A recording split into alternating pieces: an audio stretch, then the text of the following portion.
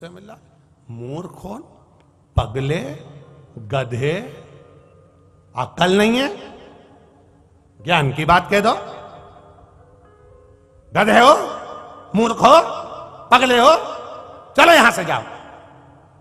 गुरु जी को गुस्सा आ गया। सारे गांव के लोग आने लगे, आपस में बात करने लगे। अपन ने तो इनको खूब ढोकला खिलाया था, गरम गरम देसी घी की रोटी भी दी, मालपुआ और कड़ी भी खूब खिलाई, खीर भी खिलाई। और गुरुजी ने जाते जाते कितनी गाली दी। आवान दे या गुरुजी को दूसरी बार तो देख लेंगे। गुरुजी चले गए।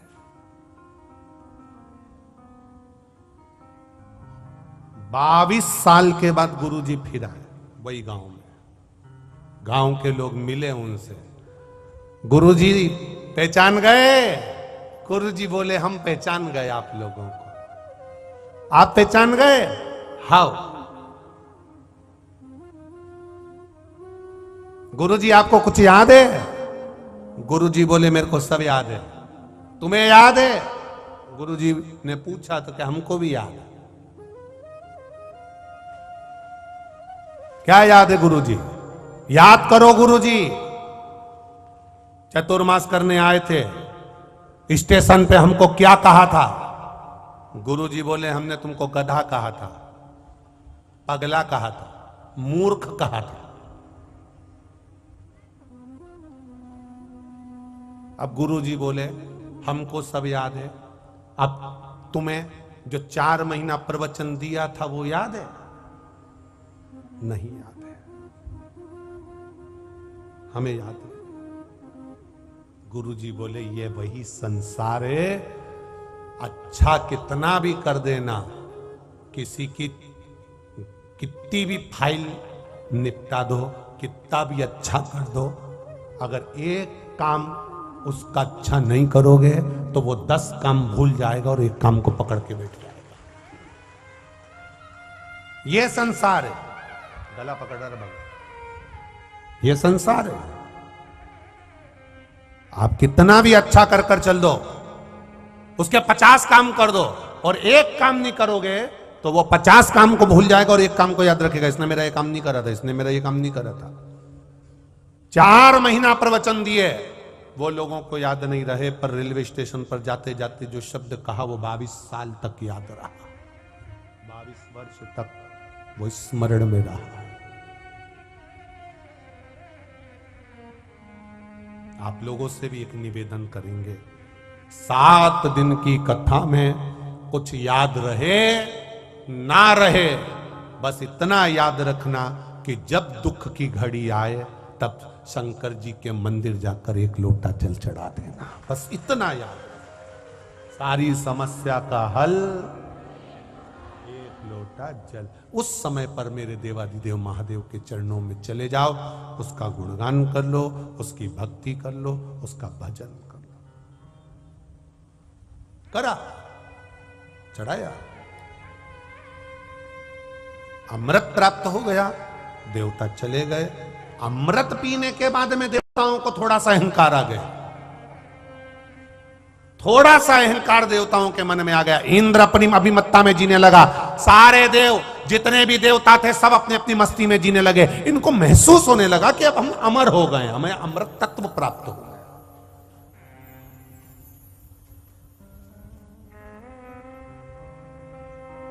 ज्यादा गाड़ी, बंगला, सुंदर नारी, अच्छे बच्चे, सुंदर पोता पोती, बेटा बेटी, परिवार कुटुंब, इनको देखकर, जायदाद जमीन सब देखकर अहंकार मत करना।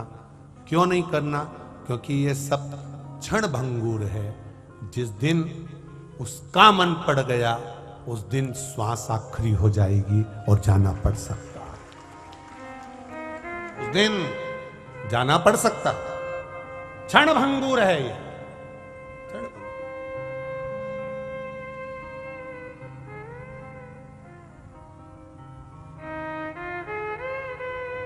पड़ा रह जाएगा। सारा खजाना, सब कुछ यहीं पड़ा रह जाएगा।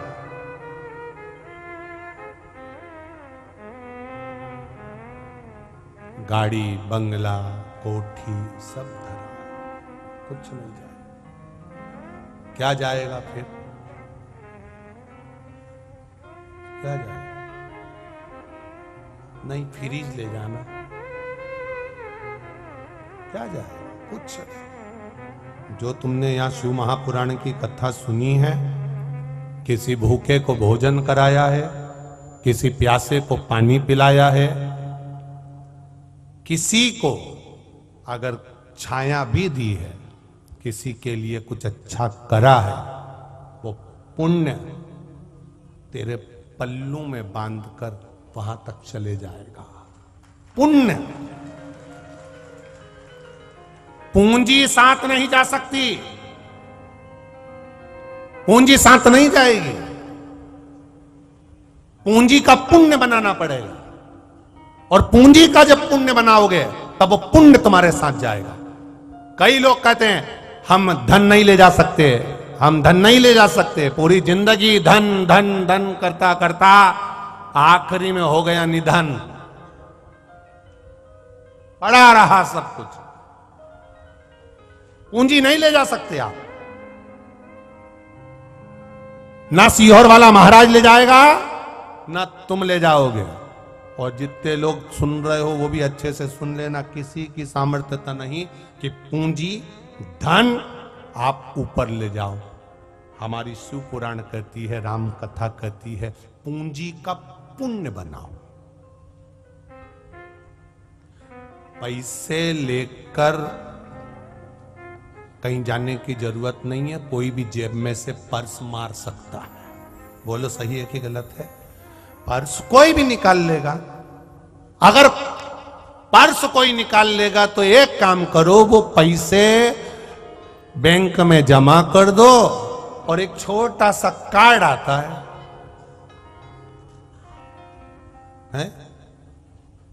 वो छोटा सा कार्ड, बस उसको ऐसा फंसाओ और मशीन में से धड़ाधड़ 500 का निकल के हाथ में तुरंत। अब तुमने करा क्या? पैसे जमा करे अहमदाबाद में और निकल रहे कंजरी में। कितनी जोरदार बात! क्या करा? जमा वहां करा है। इसीलिए पैसा तुम्हारे पास में परमात्मा देगा। उस पूंजी का तुम्हें पुण्य बनाना है। पूंजी का पुण्य कैसे बनता है? कि उस धन का सदुपयोग करो। कोई बीमार है, उसकी औषधि में, किसी को पढ़ना है, उसकी शिक्षा में, कोई है उसको देने में, कोई भूखा है भोजन में, प्यासा है पानी में। उस पूंजी का पुण्य बनाओ, और पूंजी का पुण्य बना लोगे तो पूंजी साथ नहीं जाएगी, पर वो पुण्य वहां तक साथ चला जाएगा, वहां काम आ जाएगा। पूंजी तो कोई साथ जाने वाली है। हमारे उधर कोई मरता है ना, तो 3 चीजें उसके ऊपर फेंकी जाती है। एक फूल, मखाना और खुला पैसा। तुम्हारे इधर फेंकते हैं? हाँ, ऐसे फेंकते। वो अर्थी पे रहता है, उसी के ऊपर फेंकते हैं राम नाम।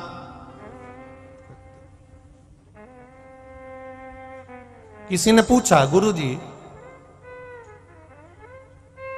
फूल तो इसलिए फेंका जाता है श्रद्धांजलि के लिए, मखाना इसलिए फेंका जाता है क्योंकि पूरा घर भरा हुआ छोड़कर गया है, फूला हुआ छोड़कर गया है, इसलिए मखाना फेंका जाता है।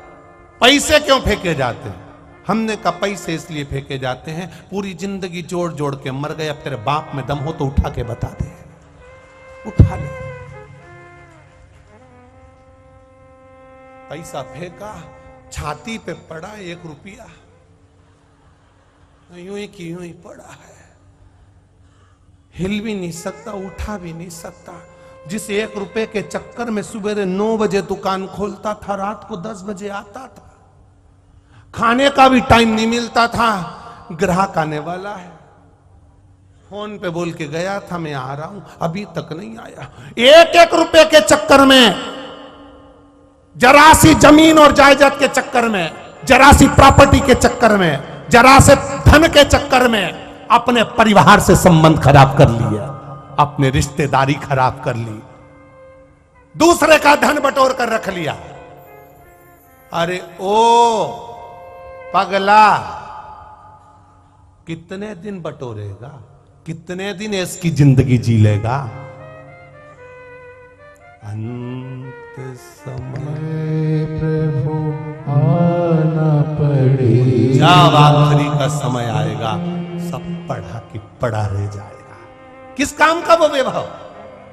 जरा से धन के चक्कर में परिवार से संबंध खराब, जरा से धन के चक्कर में नाते रिश्ते खराब, जरा से धन के चक्कर में कुटुंब कबीला खराब, जरा से धन के चक्कर में सब कुछ खराब। अरे वो धन किस काम का जिससे संबंध ना रहे? किस काम का वो धन?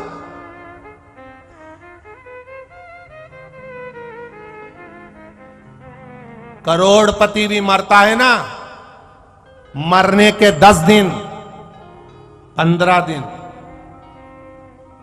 ताजी फूल की माला चढ़ती है, ताजा फूल, और फिर करोड़पति का फोटो भी टंग जाता है और प्लास्टिक के फूल टंग जाते हैं। वो भी हवा चलती है तो प्लास्टिक के फूल की माला हिलती है। वो प्लास्टिक के फूल की माला भी कहती है ज्यादा मत इतराना, हम पे चढ़ गए तुम पे भी चढ़ जाएंगे। वो माला भी कहती है। घर में बुजुर्गों का फोटो लगा होता है, घर में बूढ़े व्यक्ति का फोटो लगा होता है, घर में मरे हुए व्यक्ति का फोटो लगा होता है। वो क्या कहता है फोटो? वो फोटो तुम्हारे को ज्ञान देने के लिए खड़ा होता है कि हमारी भी बहुत दुकान थी, हमारी भी बहुत फैक्ट्री थी, हम भी खूब कमाते थे, हम भी खूब जोड़ते थे, हम भी ऐसा आराम की जिंदगी जीते थे, हम भी किरीज वाले कपड़े पहनते थे। पर यहां टंगा है वो फोटो भी कहता है तुम्हें भी बाजू में टंगना है। इसलिए ज्यादा अहंकार में जिंदगी मत जीना। सियोर वाला महाराज बिल्कुल सही कहता है। एक लोटा जल चढ़ाते रहोगे तो बाद में बेटा जल दे कि नी दे पता नहीं, पर शंकर पे चढ़ा हुआ जल वहां भी मिल जाएगा, प्राप्त हो जाएगा।